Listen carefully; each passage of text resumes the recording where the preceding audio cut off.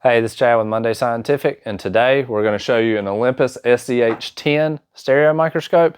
This scope's got Brightfield, Darkfield, and Polarization. So the customer was a little unsure about how Polarization worked, and we're going to kind of give you an example of how that will work on a stereoscope, and we're going to go through some features on this microscope. So Michael's going to come in, we're going to talk about it, we're going to show how to disassemble, which will help the client put it back together. You have a binocular head on this scope. You have two focusable eyepieces. You want to put that line on 0 as your starting point, and then that's 20/20 vision. So both eyes are on 20/20, and see how that one focuses as well. They've been relubricated, nice and smooth. They move really, really nice.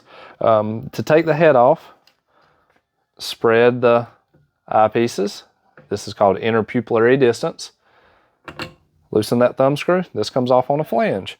So once this flange comes off, we're going to talk about the front lens. We have an plan apo front lens on this scope. This is the analyzer. This analyzer slips over the front lens and it spins. So you're going to need to spin that analyzer in correspondence to the polarizer, which is under this dust glass, under this little sheen. This is the polarizer. So this polarizer is going to go above the light. It's going to fit nicely in there. This is all going to be out of the microscope when we ship it for security to make sure nothing gets damaged. That'll go back on like that, and then you would put the analyzer on and light it up. So when it's lit up, you would spin this and you would get the field of view would go dark in some places depending where you're at, and it would cause extinction, and you would be able to see some things that you wouldn't be able to see just with standard Brightfield light. So they're looking at crystals, so this will be really nice for them. This scope also has Darkfield capability. So it's got the B and the D. So B is for Brightfield, D is for Darkfield.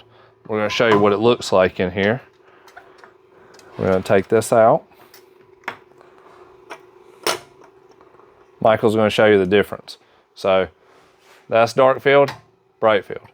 Darkfield, and what it does is that light curves around that Darkfield stop and it creates a really nice contrast that the client's going to want. All right, we're going to keep on moving through the microscope, and we have a zoom range here. We have a 0.7 up to 7x zoom range. This is a SZH10. So you hear the click stop. I really like the click stop instead of the progressive zoom, but on this scope it's nice, you can turn it off. So if you want to turn it off, just back that off. It's nice and smooth. So that's what that feature means. It'll stop whenever you're rotating the zoom, like at 3 times magnification right there, 4 times, you'll feel it click in the indentation. All right, another nice thing about this scope, it has a coarse and fine focus. So that's really, really nice for detail work and to get zoomed in at higher magnifications. When you get the scope, this post is going to be off and this pod is going to be off. The way you take the pod off is to loosen this black ring. Slides right off the top. Just turn it upside down. And to take this collar out, you'll put an Allen wrench in here. I believe it's a 4mm. Here, I got a 4. Mike's got a 4 right here. Might be a 3. That looks like more like a 3. Let's try a 3. Yeah, it's a 3. So that's gonna pull out. Are you loosen those? That pulls right out. So put it back together. And give it one of those. Tighten these down.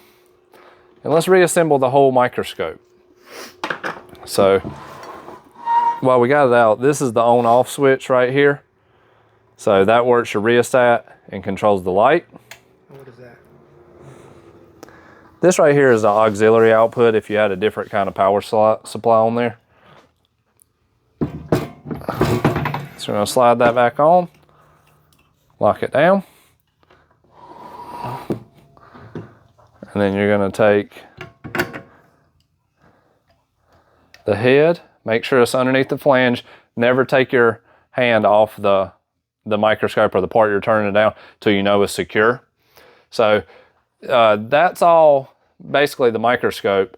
We're going to show you really quick I'm gonna take this whole thing off together and set it to the side. I'm gonna unplug it, take the glass plate out, and we're gonna show you how to change the bulb in this thing. So, the bulb on this microscope is right underneath here. And this is a 12 volt 50 watt lamp. So you loosen this screw here. There's your bulb right there. So you would grab that bulb with a Chem wipe, pull it out if it was bad, slide your new one right in that socket. And that's how to change the bulb on this microscope. So let's screw that door back on. Set this whole thing back up. It's really a pretty easy scope to take apart and put back together. And this is a oldie but goodie. This is a really good scope, especially when it's been fully serviced by Danny Duncan or Scott Munday. You know it's got the seal of approval. You know that that thing's going to be excellent. So that's the SZH10 with polarization, analyzer, Brightfield, and Darkfield. So if you got any questions about this scope or any other one, you can give us a call, 919-775-5596. You can email us at info@mundaymicroscope.com. That's M-U-N-D-A-Y microscope.com. And if you want to buy this scope or any parts or anything like that, microscope related, see us at microscopemarketplace.com on the internet. And give us a follow. Like and follow the video. Thanks.